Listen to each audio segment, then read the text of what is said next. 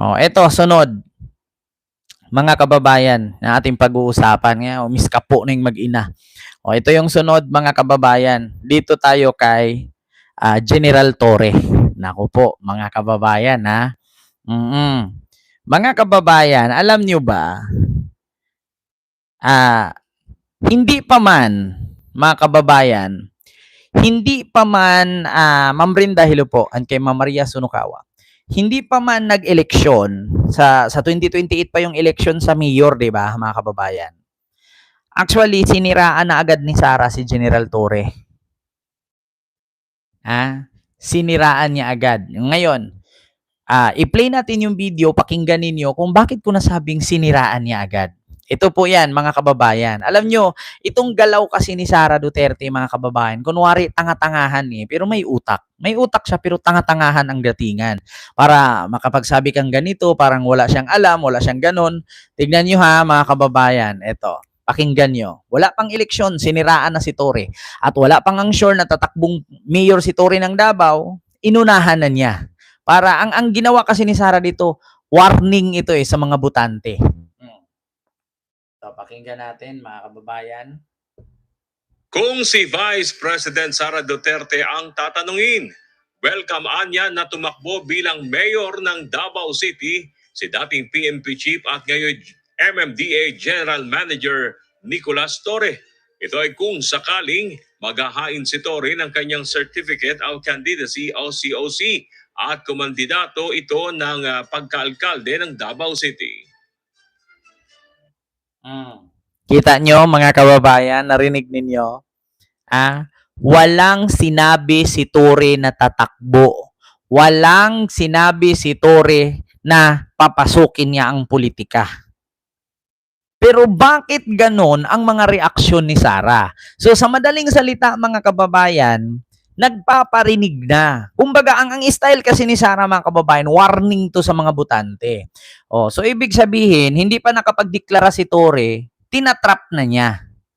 'Di ba? Nilagyan na niya agad ng bakod.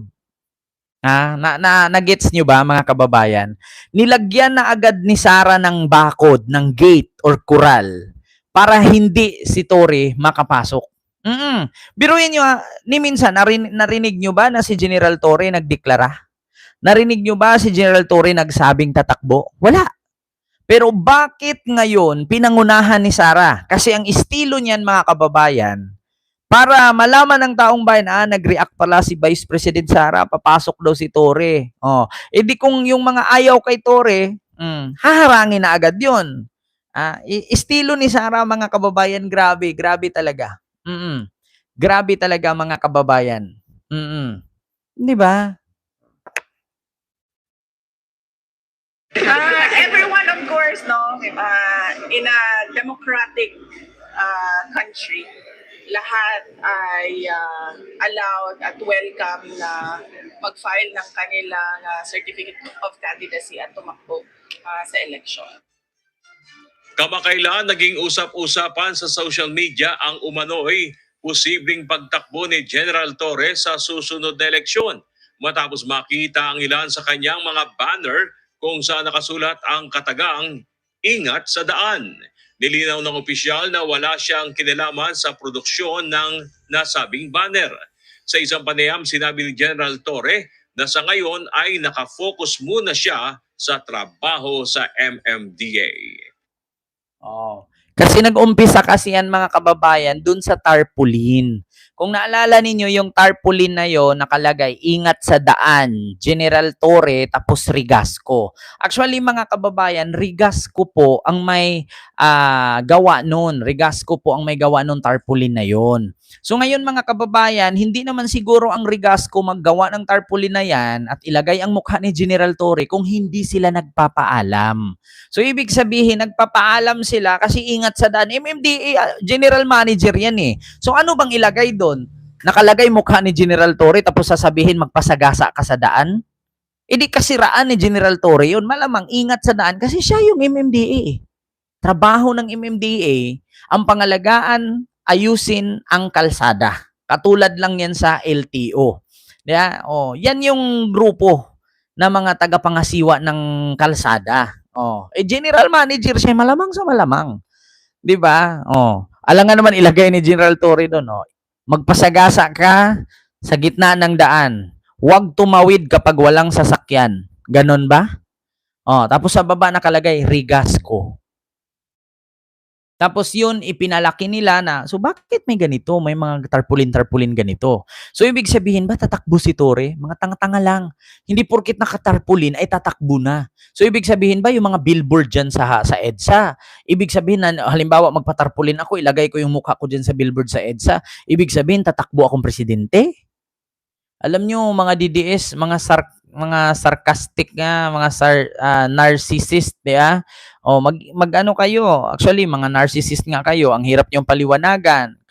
Gusto niyo lagi kayo ang tama. Kaya para social, mga narcissist kayo. Diya? Intindihan namin 'yan. Continue, mga kababayan. Ano pala?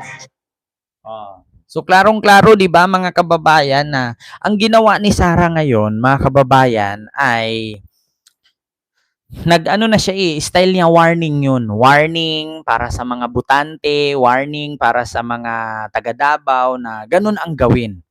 No? So ramdam na ramdam niya mga kababayan na mukhang kasi para sa akin na mga kababayan, kung si General Torre lang at si Basti ang magbanggaan. Kung si General Torre si Nograles at si Basti ang magbanggaan, hindi talaga mananalo si Basti. Maniwala kayo sa akin mga kababayan. Kung naalala nyo nung eleksyon, Basti ang mayor, tapos ang vice president yung pamangkin, o vice mayor pamangkin, tapos si Nograles ang kalaban, hindi talaga mananalo si Basti kay Nograles. Kaya nga si Digong, pilit niya, siya ang tumakbo ng mayor para manalo siya at ginawa niyang vice si Basti para pagka nakulong siya, si Basti pa rin ang mayor. Kasi si Basti rin naman ang vice 'Di ba mga kababayan? Kaya natatakot talaga sila. Kaya itong ginawa ni Sara ngayon na welcome naman lahat. Pwede naman lahat mag-file ng candidacy. Pwede naman silang tumakbo kasi nandito naman tayo sa democratic country. Pag sure diha Sara, yung style mong ganyan, ganon, ganyan, inano mo na trinap mo na si Tory agad hinarangan mo ni. Bakit? Sasabihin nilang si Tory, sabihin nilang ganyan. Minsan hindi naman si General Tory nagdeklarang tumakbo at wala namang sinabi. Ang mga tao lang talaga sa Davao ang may gusto at gumawa nga sila ng naturang grupo na actually na vlog ko yan mga kababayan na maraming residente sa Davao ang gusto nilang itandem si Torre at si Nograles. Kasi kung naalala ninyo mga kababayan, ilang taon na si General Torre hindi nga nagsasalita dahil dyan kasi ayaw niyang makulayan ng politika na kung saan halos taon-taon palang binaha ang kanyang bahay sa may Davao. So ngayon mga kababayan, ang ginawa ni General Torre, hindi na niya matiis. Ikaw ba naman? Ikaw ba naman mga kababayan? Apakatagal na taon-taon kang babahain. Tapos malaman-laman mo, ang laki-laki ng pondo. So anong mangyari? Malamang sa malamang magsalita ka. 'Di ba bahay mo, gabi-gabi, kada isang taon, isang gabing lulunupin ng baha. So kung ikaw residente sa Davao, ngingiti ka na lang ba?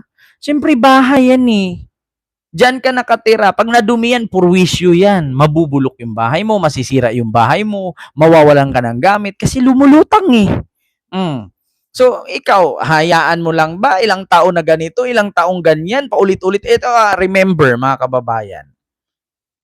Tandaan ninyo 10 years old pa lang ako.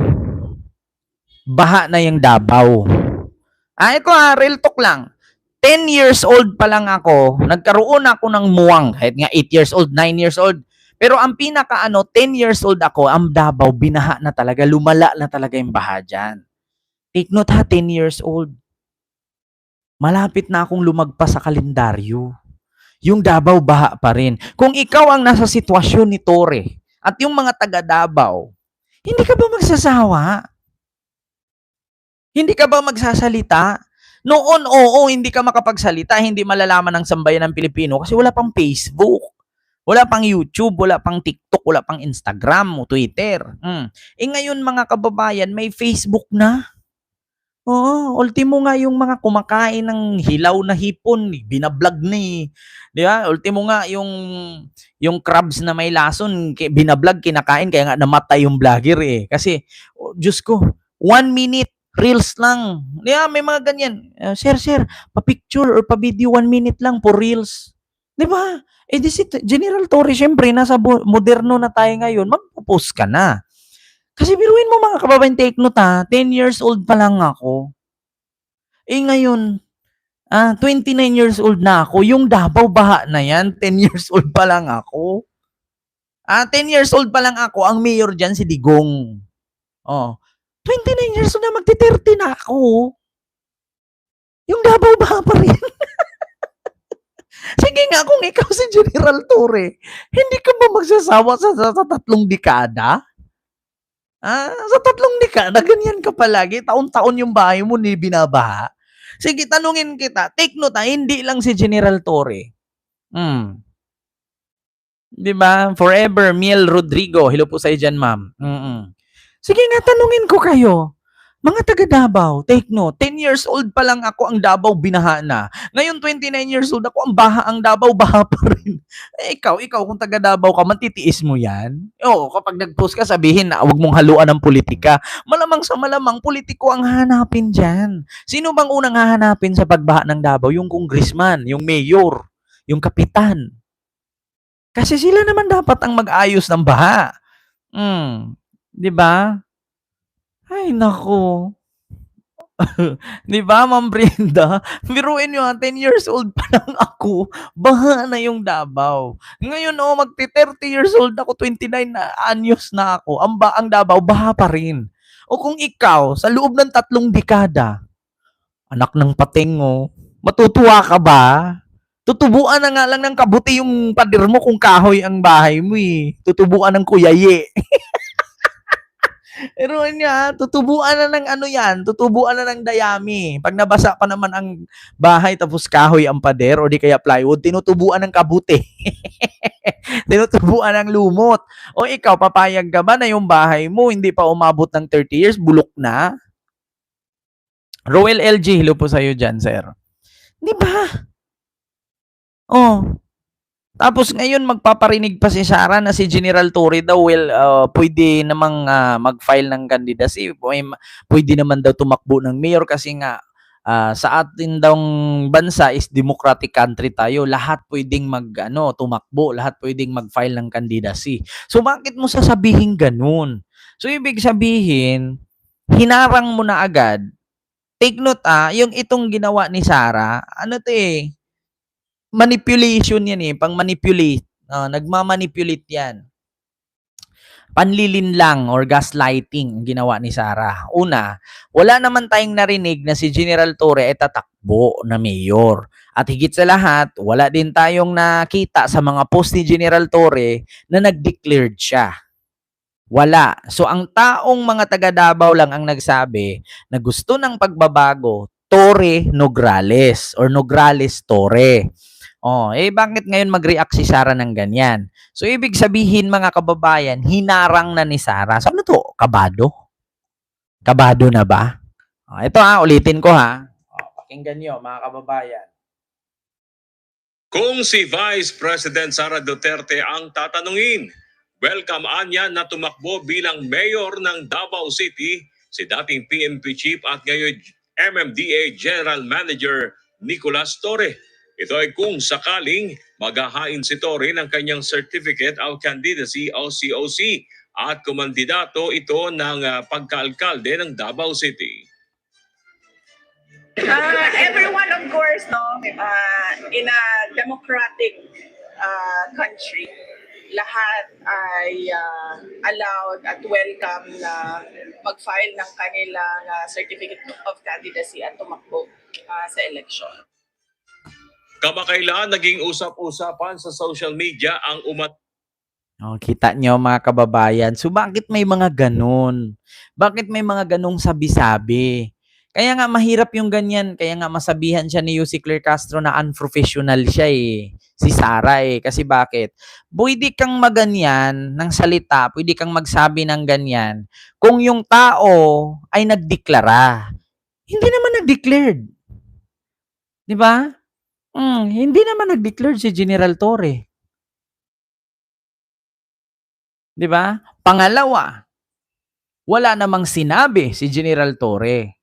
So, ibig sabihin, hinarang na agad ni Sara, binakuran na niya agad yung mga butante. Pinaalam niya na, baka ganun, lahat naman pwedeng, parang si Amy ba, habang nagsasalita, gumagalaw-galaw yung mata. Ibig sabihin, pag gumagalaw-galaw yung mata, may signal yun. Gumaganong-ganon. Yeah? So, hinarang na agad ni Sara. Ano to, kabado? Kasi kung tutuusin na, ulitin ko sa inyo mga kababayan, kung tutuusin ngayon ura-urada mag-eleksyon sa Davao, kung si Baste, si Nograles lang ang maglaban, hindi mananalo si Baste. Mark my word. Kung si Baste at si Nograles lang ang maglaban pagka-mayor sa Davao, ngayong oras na to, hindi mananalo si Baste. Maniwala kayo. Kung si Digong, si Nograles, hindi manalo si Nograles. Pero kung si Baste kasi mga kababayan, wala talaga, hindi mananalo si Baste. Talo talaga siya kay Nograles. Yeah, maskin si Torre, tatalunin siya ni Torre, mga kababayan. So, yun lamang po mga kababayan yung ating reaction patungkol dyan. Ito yung sunod. Nako po, mga kababayan.